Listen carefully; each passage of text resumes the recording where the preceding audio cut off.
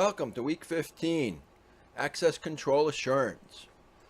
So today we're going to be looking at how we can look at access control and ensure that it happens. We're going to look at some different concepts, how interpret how information assurance and how it applies, some regulations we need to follow.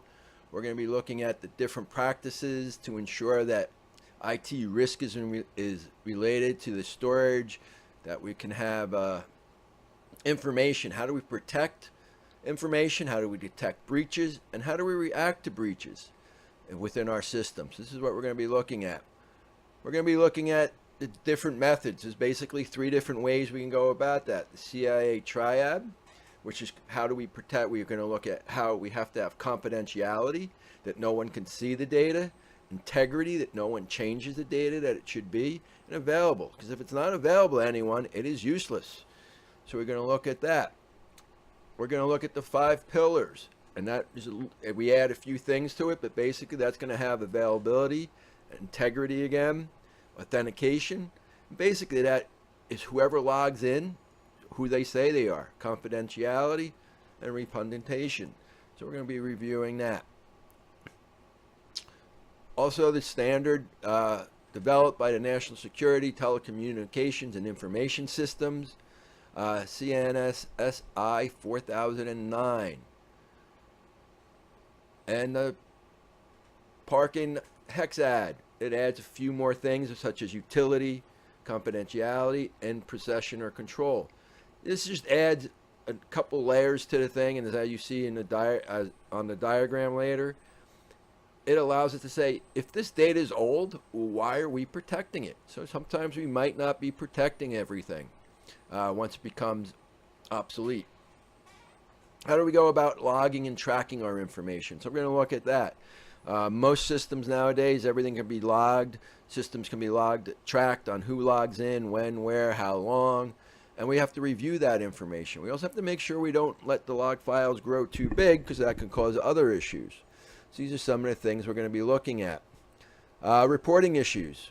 It's great that we have these systems in place, but if we don't report that there is an intrusion, or the report comes a month after it happens, that's not useful. So we need to make sure that we can report when it happens.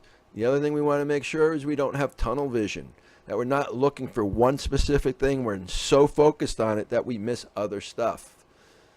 So we're going to be looking at that. We're also going to be looking at the best practices. What do we have in there? How are we going about it? Did we define our model? Who has access controls? How are we enforcing it? How are we going to look at intrusion detection?